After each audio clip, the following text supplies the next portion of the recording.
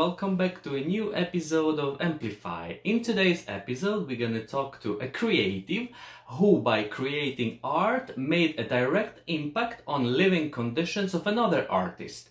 Without further ado, Timothy Hoffelder. Okay, so Timothy, I am so happy to talk to you finally because we know each other for something like 3 years, maybe. Yeah. And because you, at some point, a couple of years back, I was doing the book face campaigns, and then I did one for your book, Who Only Looks at the Sea.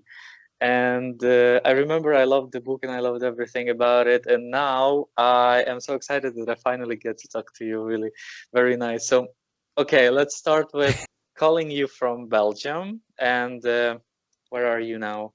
I'm in Oakland, California, USA. Mm-hmm. And so, let's talk about your childhood. Where did you grow up? Sure. Yeah, so originally I grew up near Pittsburgh. It's a city in Pennsylvania in the US. Very old industry, coal country, steel country, mountains, that kind of place. Mm-hmm. And so you went to school there, right? No, so I think this is like an important part of my story and then how I got into telling stories and everything is that growing up there, I always wanted to leave. And I thought that leaving would mean like more opportunity for me, more ability to be myself, whatever. So no, I actually went to school a little bit west of there in Indiana. And then while I was at school in Indiana, I studied abroad in Tanzania for a whole year in 2012 to 2013 because I was studying Swahili. And that's when I got you on Instagram. Yeah. Well, even a little later than that, yeah. But that's where the book and the inspiration for it come from, is that time of my life. Yeah. So you went to Tanzania to study, actually, Yeah. and then you ended up actually staying there for some time. Yeah, I was there for, let me think, because it lines up weird. So I was there for like a summer semester and then the regular semester there, which was like October to March or something. And I stayed a little extra for an internship, um, and then returned to Indiana and finished my university back in the US. Yeah. And in the US, what were you studying at that time? Linguistics and Swahili. Okay. Yeah. And what about writing? How did you Yeah. write? You're like, okay, you can say words, but where did you start writing them? Um, ever since I was a little kid, I've always wanted to write stories and I loved writing. I would like hand make little books out of paper, but I don't feel like I had a clear purpose for it and a clear voice for it until this is after living in Tanzania. Then I came back to the US and I started working. I moved to Chicago. I started working in Chicago and I was teaching English as a second language to mostly older folks, like the grandparents who immigrated or even were refugees, came to Chicago, and most of them, their motivation to learn English was to be able to talk to their grandchildren because their children and their grandchildren were now going to school totally fluent in English because that's all they've known living in the US, going to public school. But the grandparents got by without learning it, but now they have grandkids that they want to just be able to talk to in that way and support them, like going to the library, going wherever, being able to help them out. So that was just probably one of my favorite jobs ever because these people had such like pure motivation to learn. It wasn't like to get a degree. No, they just wanted to like better communicate with people they loved.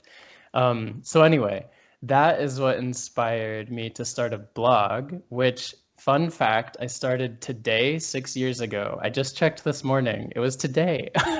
Wow. I know, amazing. Yeah. Anyway, I started the blog to basically retell what I could of the stories that those older students were sharing with me. And that was inspired because back home in Pennsylvania near Pittsburgh, back in like 2010, early 2010s, up until the most recent president that was elected, there was just this pattern of people not bothering to talk to, not wanting to understand people that they felt were different than them, refugees, immigrants, different religions. And it was just getting worse and worse, I felt. And so it was my one small way that I was sharing those with people from back home in a place that doesn't get much outsiders. I wanted to share these stories to humanize these people and show, hey, like these people actually have a lot in common with you. They have beautiful stories. They just want to talk to their children and their grandchildren. Let's like slow down, understand each other better. And so that's where the first time I think I had a clear purpose for my writing happened. And at that time, are you still doing the blog posts or not anymore?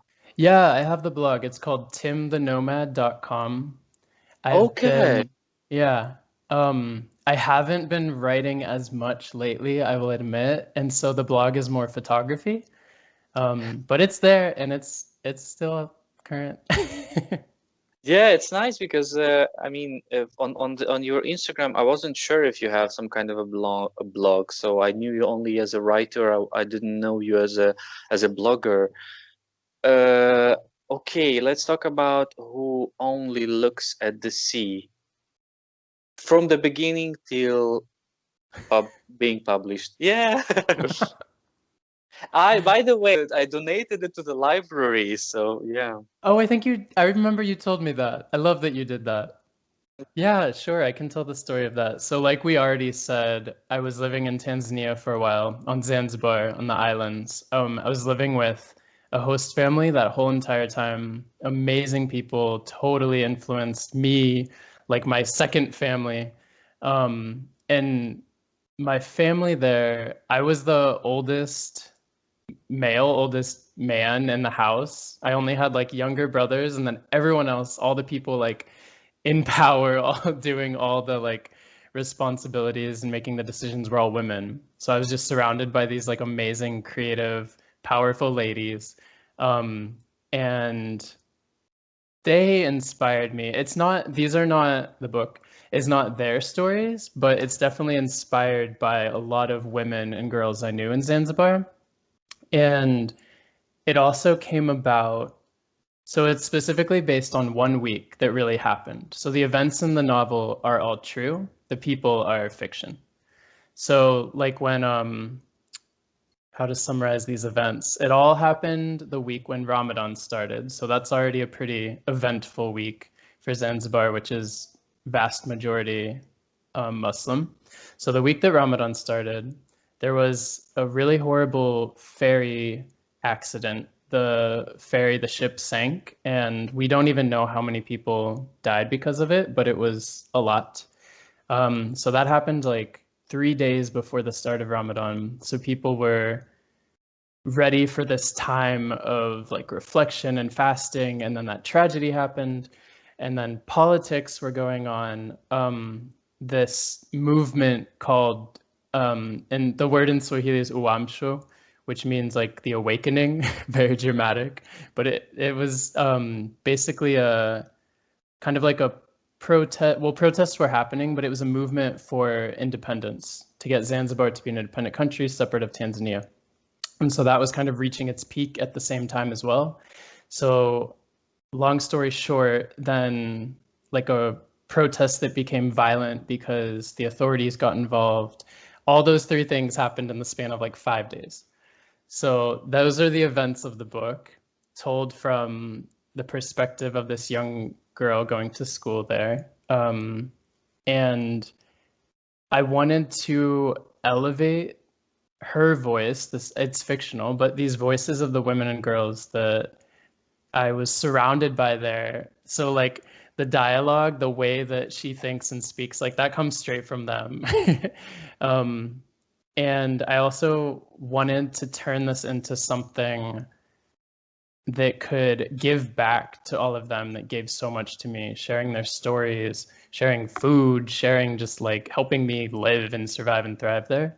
And so also what I did is, here, I'll show it now. So the cover art was painted by my friend and former painting teacher. His name's Bart. So he provided the cover art, and a percentage of all book sales continue always to go to him, which has made direct, real change. His house was only partially covered, roofed, and now it is fully roofed thanks to Wow. some of the profit. Yes. Yeah, he is amazing and works so hard and deserves like so much more. So that's been great to actually share the direct benefits from this book with folks there, and that's what I wanted to do, to help in a little way kind of change, because Zanzibar is really reliant on tourism, and like if there's a pandemic, if other countries are struggling with their economy, obviously tourism ebbs and flows, can totally drop, and then artists, artisans, tour guides, all those people suffer because there's just no replacement. And so for folks like Bart, who's a painter, I wanted to try to be able to provide some kind of like passive income to share my success with him, so that that reliance, that dependency on tourism, which is so like unreliable at times, can be a little bit easier. Yeah. Team, and what about Tanzania in general? Is it as beautiful as all the tourist agencies are selling it? Yes. Definitely. Wow. And you never wanted to stay there? Oh my goodness. I think about going back all the time. And I've been back 4 times since then. Wow. Yeah, basically every time I save enough money, I go visit people.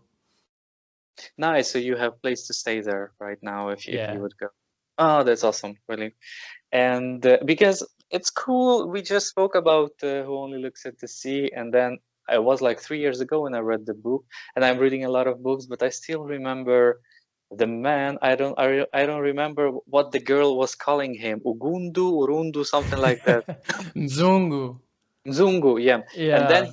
he gave her a notebook. Uh-huh. Yeah, and then I remember there was a scene at the market, something with men on the market, but I don't remember. It was really like long ago. Yeah. I have good memory for books, that's why I'm making Yeah. you know. You But picked out those are some really important moments in the story. And I don't want to yeah, explain them and spoil for no, no, anyone, no, no, but no. It just, but I remember that I liked it at that time. Okay, so let's think about 2021. Your plans. So currently I am finishing up this program to get certified to be a secondary school English teacher in California, which is a pretty big shift for me, but I'm really excited about it. I've taught, like I said, I taught in Chicago. I've taught in other countries, in Rwanda and Namibia. But I have yet to teach full time here. And so that's exciting. But like I said, I've been writing less, and I will admit that. But I do. When did I start this? Almost as soon as I finished Who Only Looks at the Sea, I started a second novel, and that's still slowly but surely happening. Yeah, stay Mm-hmm. tuned on that, I guess. Yeah, and the second novel will be the same kind of it's going to be also connected to that religion and the events of okay. No, I really wanted to set it in the kind of place where I grew up in Pennsylvania and West Virginia, in the Appalachian Mountains in the U.S. Mm. But the kind of like barrier I keep, the writer's block I keep hitting, is it's hard to write about so many negative things in a time that also feels kind of negative lately. Like it's almost dystopian in reality. So I had a hard time getting it all down, but I have a very novel idea of how to still tell that story, but in a way that I think adds something new. So we'll see. Do you remember what was the word count of Who Only Oh, Looks at the yeah. Sea? Oh, yeah, I should know that. I think it's like 44,000, which is why it counts as a short novel. Okay. And you published it as independent. Yeah, I worked with a small boutique publisher in Chicago. Oh, okay. Yeah. Okay. Highly recommend. They're called Windy City Publishers. Have you ever wanted to go for an agent? I've sent my things to agents before, but yeah, hasn't worked out yet. I heard that it's extremely difficult to find an agent. It's like only 2% of writers find an agent. And I spoke with Stuart James earlier, and he's a thriller and horror writer.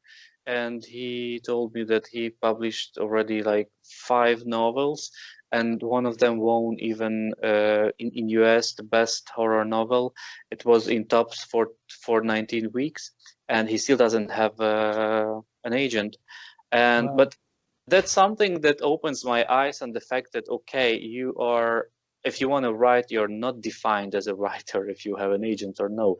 You are defined as a writer if you sit down and write, and Absolutely. there is something that is written. So that was something that gave me motivation, because I was always also working on my novel, which is like making the skeleton now. So we'll see how it turns out.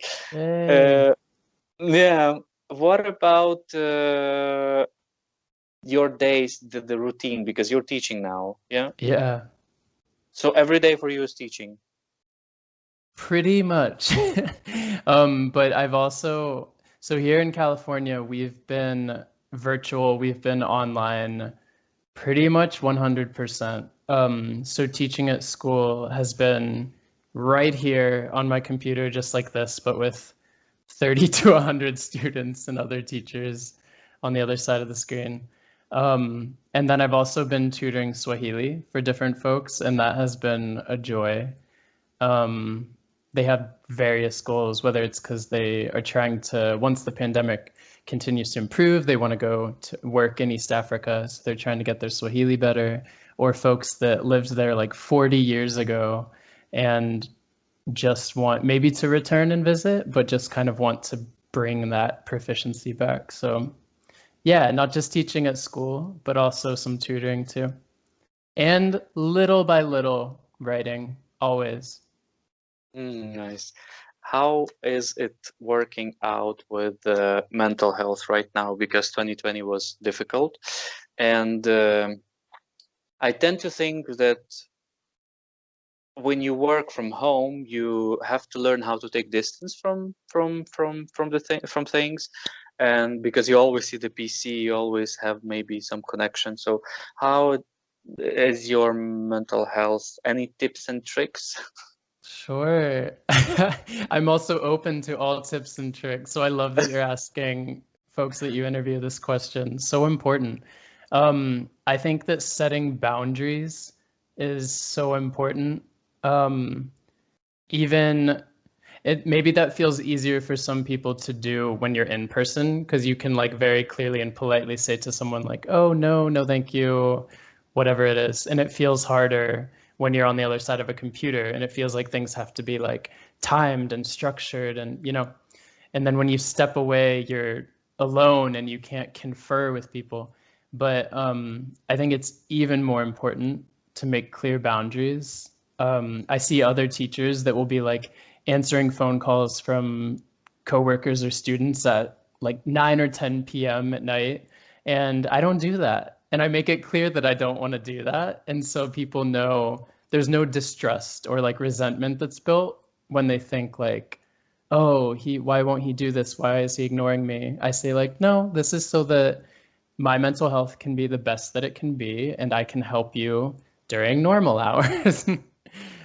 So just things like that, that people understand, like whatever your boundary is, so that you can be your best self when you are interacting with them. Just figure that out and be honest about it. Is there something that helps you to gain back everything that you lost emotionally or even like energetically? So specific Writing. activity. Oh, writing.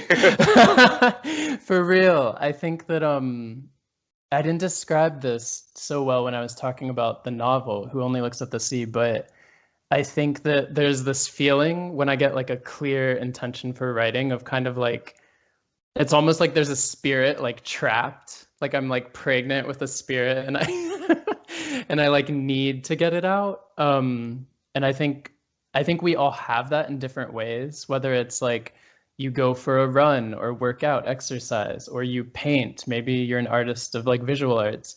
There's just times where whatever it is, you can't just like keep it inside forever. You have to release, express. Yeah. When we spoke earlier about Who Only Looks at the Sea, it was very nice to hear from you that you took inspiration from life situation for something that happened already. Is there something else that inspires you or someone else? Just like in general. Yeah. I think I'm most inspired by artists or really anyone. Like you don't have to think of yourself as an artist. Anyone that takes just what is around them and creates with it, creates something from nothing. So I really love art that is like even like trash, like rubbish that people just have around them wherever they live and they turn it into something beautiful. Um, and not just art, but like recycling in that way. People that can make things that make life easier, more comfortable, more beautiful, just out of anything. Mhm. That inspires me. It's always cool to see when somebody is capable of doing something out of nothing, Yeah. and yeah, and that gives some influence to others. What about skills? Are you interested in learning something new? The teaching program that I've been in has been very humbling because to be honest, I thought of myself as like a teacher already, an author, a teacher, and a linguist, maybe. I think that might be my bio on my Instagram. So I was like, I can do this. Like, I don't need to go through a year of training. Like, I just want to start teaching right now. But I'm so glad that I didn't and that I went through this program. Is very humbling, and I've learned so much over the past year. Kind of like reviewing and polishing things that I have used before, teaching practices, but also learning a lot more, opening my mind to all different contexts that are specific to communities here in California, or just what has changed since I was teaching in Chicago 6 years ago. um, but as far as new skills, apart from that, I've been taking Japanese lessons on Duolingo. That's actually that relates to mental health, I would say, because in this virtual reality, I feel like you feel stagnant even when you're working really hard, just because you're not like physically moving, maybe. I don't know what it is, but I've needed to find other ways to like make my brain exercise, if that makes sense. So yeah, Mm. Japanese lessons. Any chance one day you're gonna learn some languages that are like East European from this with Cyrillic, like Ukrainian, Russian? Uh, I I kid you not, I had a dream last night that I went to Ukraine. okay. I think it's connected maybe to the fact that that we had this plan, the show plan. Maybe It's connected somehow. It often deep happens. subconscious. Yeah, it often happens. What about advices you could give to someone who wants to start writing? I think the best advice I can give, because I'm thinking about everybody, like I said, like even if you feel like you have nothing around you, maybe you don't have access to a library or a lot of books. So like the whole range of whatever you have, I would say the best thing you can do is write at least a little bit every day. And don't don't be such a critic on yourself. Like that's so many other people's job. The best thing that you can do for yourself is just keep going and see what you create. If you really love something, hold on to that and practice with that. Because also, if you think about it, the writers that people love the most, that are inspired the most from all time, are not the writers that are good at copying someone else's style. They're the writers that have a unique, interesting style. And maybe that comes from reading. So if you do have access to books, definitely read a lot and find what styles inspire you and ask yourself why they inspire you and go from that. But even if you don't have access to read a lot, just write a lot and polish your individual style because that's Mm-hmm. so valuable. Mm-hmm. Who is your favorite author or Oh, genre? that's such a hard question actually to pick. I think hmm. Oh, that's so hard. I can't do it. I love actually a fellow Chicagoan writer that also kind of like became the spark to go ahead and finish and write my novel was Sandra Cisneros. If you know of her, look into her. And I guess the genre that I would fit what I love about her writing into is anytime a writer can amplify can amplify just kind of like real stories, but stories that aren't often told.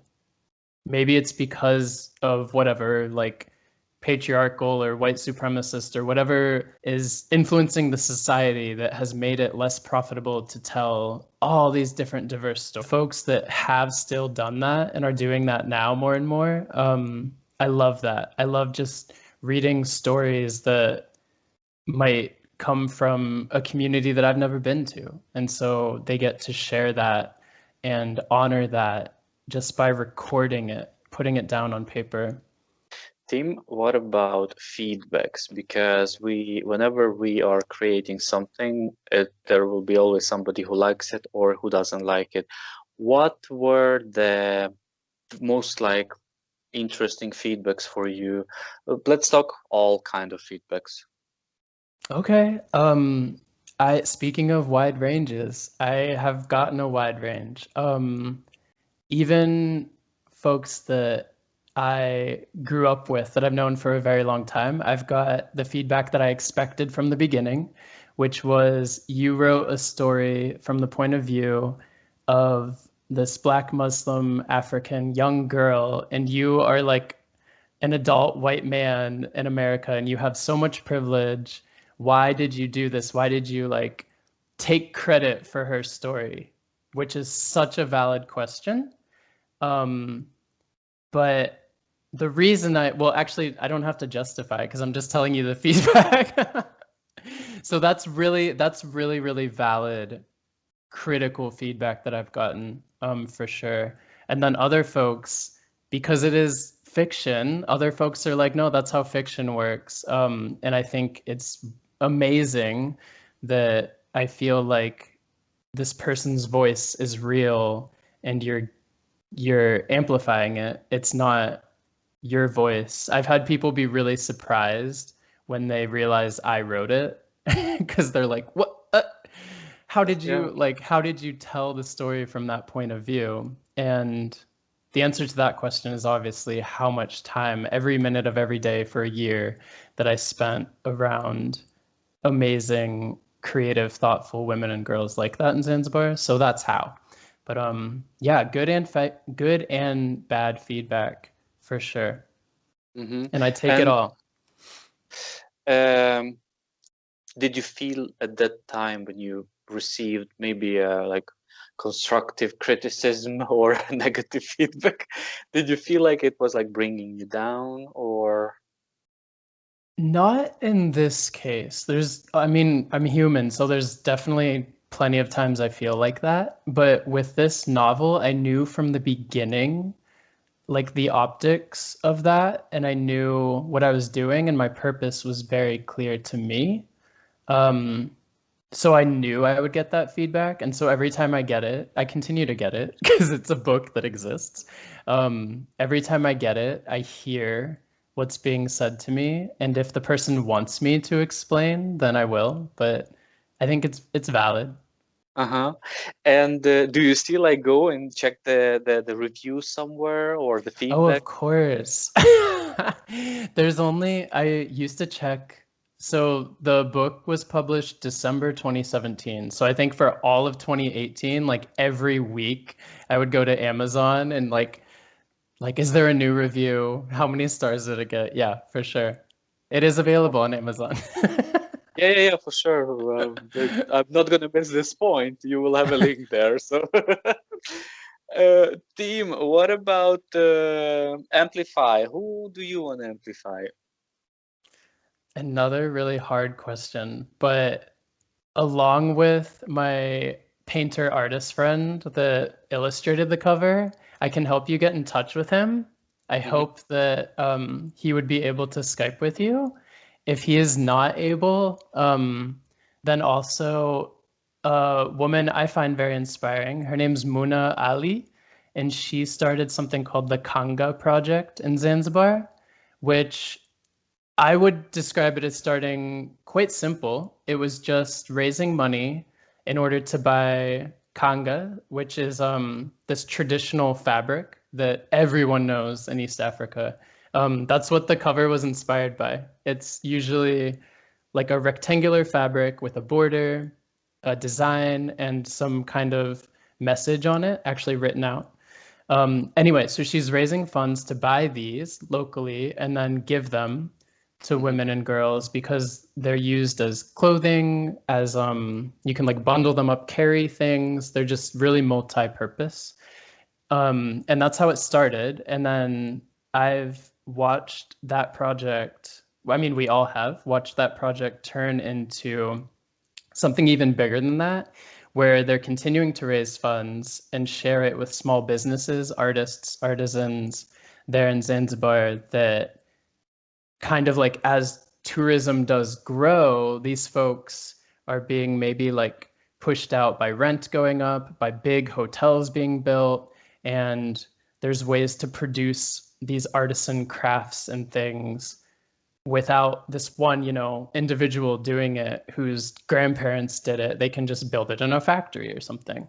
But Mhm. the Congo project has turned into something that's helping make sure that they have training, they have funding to be able to still be the owners of that work that has been theirs for generations. It's really, really beautiful. Would love to talking to both of them, really. Team, where can we find you? Yeah. So blog is timthenomad.com. Instagram handle is also Tim the Nomad. Um, yeah, I'm definitely reachable by both of those. Facebook? Yeah, yeah. I actually do have a writer page that I need to keep better current, which is just Timothy Hoffelder, my name on Facebook. Mhm. Thank you very much. I am so happy we had this chat. Thank you for the time you took. And well, I guess see you on Instagram, and I will be waiting for your next book. Oh, thank you. Thank you, Eric. This was so Thank much you. fun. Bye bye, Tim. Bye bye. Just wanted to say thank you very much for streaming the episode. Please don't forget to actually support the creatives that are sharing their wisdom. Share Amplify with your friends, and if you want to amplify someone, just get in touch with me. And using the opportunity, I'm going to put my song here.